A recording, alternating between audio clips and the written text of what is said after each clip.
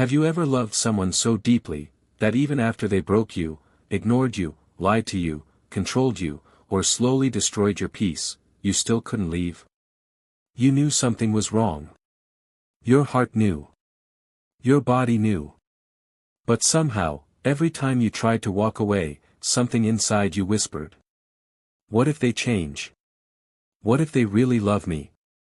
What if leaving hurts more than staying? And that is the painful truth about ending a toxic relationship with someone you still love. Because the hardest relationships to leave are not the ones without love. They are the ones where love exists, but peace dies. Today, through Wayne Mind Shift Psychology, we are going to talk about something painfully real. Something thousands of people silently go through every single day. Loving someone who is hurting you. And why walking away feels almost impossible. Even when staying is destroying you. Because toxic love doesn't begin with pain. It begins with magic. Think about it. In the beginning, they were everything you ever wanted. They cared. They texted constantly. They noticed little things about you. They made you feel chosen. Protected. Special. You felt seen in a way no one had ever seen you before. Maybe they said things like, "You're different. I've never loved anyone like this. You're my peace." And suddenly, your world started revolving around them. You ignored little red flags because the love felt too strong. The mood swings. The jealousy. The controlling behavior disguised as care. Why are you talking to him? I just worry about you. I don't like your friends. They influence you. Why do you need to go out? At first, it felt like protection. Then slowly, without realizing it, you started shrinking. You stopped talking to certain people. Stopped dressing how you liked. Stopped sharing your opinions. Stopped laughing loudly. Stopped becoming yourself. And one day, you looked in the mirror and thought, when did I become this person? Real-life toxic relationships rarely look toxic in the beginning. They look intense. Passionate. Obsessive. Like something out of a movie. Because toxic love often feels addictive. One day they make you feel like the most loved person alive. The next day, they disappear emotionally. Cold. Distant. Angry. Critical. Suddenly you're apologizing for things you didn't even do. Trying harder. Loving harder. Explaining more. Begging for basic respect. And the scary part? You stop noticing how abnormal it becomes. Because pain slowly becomes normal. Imagine this. A girl waits all day for a message. He used to text her constantly. Now he ignores her for hours. Sometimes entire days. But when she finally gets upset, he says, "You're too sensitive. You overthink too much. Stop acting crazy." And suddenly, she feels guilty for feeling hurt. So she apologizes. Not because she was wrong. But because she is terrified of losing him. Or maybe it looks different. Maybe he insults you during arguments. Uses abusive words. Brings your family into fights. Makes you feel small. Disrespects your parents. Accuses you of cheating if you talk to another man. Turns ordinary conversations into imagined affairs. Controls who you talk to. Who you meet. Where you go. What you wear. And somehow, you still stay. Why? Because after every painful moment comes hope. And hope is what keeps toxic love alive. After hurting you, they suddenly become sweet again. They apologize. Cry. Promise change. Bring affection. Become the version of them you first fell in love with. And your heart says, See? This is the real them. But here is the painful truth nobody wants to hear. The version of them you keep waiting for may only appear when they are afraid of losing control. That hurts. I know. But sometimes the person you love is also the person hurting you. And accepting both truths at the same time feels impossible. Because your mind remembers the good memories. The late night talks. The laughs, the comfort. The dreams you made together. The future you imagined. And suddenly leaving doesn't feel like leaving a person. It feels like burying an entire future. A future you emotionally invested in. That's why toxic breakups hurt differently. You're not only grieving the relationship. You're grieving the person they used to be. Or maybe the person you hoped they would become. And this is where many people stay trapped. Not because they are weak. But because they are attached to potential. They love the good moments so much. They start tolerating the bad ones. A woman once said something heartbreaking. He hurts me so much, but when he is good, nobody loves me like him. Read that again.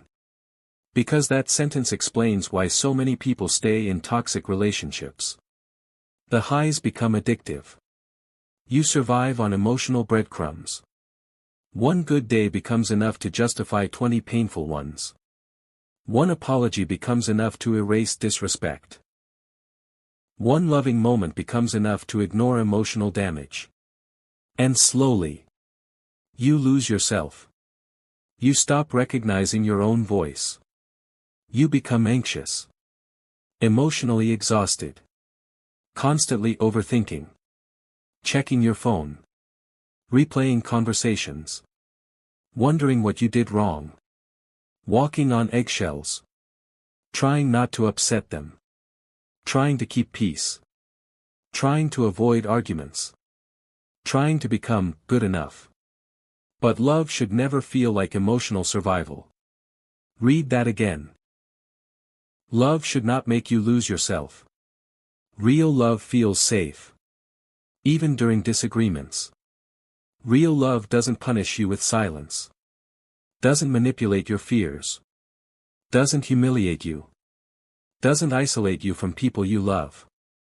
Doesn't make you beg for the bare minimum. And maybe right now, someone watching this feels stuck. You know the relationship hurts. You cry secretly. You feel emotionally drained. But leaving feels terrifying. Maybe you think, what if I regret it? What if they change after I leave? What if I never find love again? But maybe the bigger question is, what happens if you stay? What happens to your confidence? Your peace? Your mental health? Your future? What happens to the version of yourself you are slowly abandoning? Because sometimes healing begins the moment you stop choosing someone else over yourself. Ending a toxic relationship is not easy. Nobody talks about what happens after. The loneliness. The crying. The urge to go back. Missing someone who hurt you. Checking their social media. Wondering if they miss you too. Almost texting them at 2 a.m. Convincing yourself maybe it wasn't that bad. This is the dangerous part. Because loneliness often makes toxic love look beautiful again. Your brain remembers highlights. Not the suffering. You remember their smile. Not the disrespect. Their voice. Not the manipulation. The affection. Not the nights you cried yourself to sleep.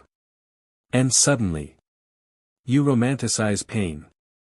This is why so many people return. Not because the relationship became healthy. But because healing feels unfamiliar. Pain feels familiar. And humans often confuse familiar with love. But something powerful happens when you finally stop going back. You slowly start breathing again. You sleep better. Your anxiety reduces. You stop waiting for texts. Stop fearing arguments. Stop feeling emotionally trapped. You start laughing again. Talking freely again. Dressing how you want. Seeing people again. Feeling alive again. And one day, without realizing it, you wake up and notice. You no longer miss them the same way. Because distance reveals truth. Sometimes the person you were obsessed with was actually the source of your suffering. And here's something nobody says enough. Missing someone doesn't mean they were good for you. Loving someone doesn't mean you should stay. And pain is not proof of love. Sometimes walking away is love. Love for yourself. Love for your future. Love for the version of you that deserves peace. Maybe they loved you in the only way they knew how. Maybe they were broken. Maybe they had trauma. Maybe they truly cared. But someone's pain does not excuse your suffering. You cannot heal someone by destroying yourself. And this sentence might change someone's life today. The hardest goodbye is often the one your soul desperately needs. So if you are watching this while secretly questioning your relationship, ask yourself honestly. Are you staying because of love? Or because you are afraid of losing the version of them you keep hoping will come back? Because sometimes closure isn't an apology. Closure is finally accepting what you kept trying not to see. And if nobody told you this today, you deserve love that feels safe. Love that doesn't confuse you. Love that doesn't make you question your worth. Love that feels peaceful. Not painful. And maybe the moment you stop begging for unhealthy love is the moment your real healing finally begins.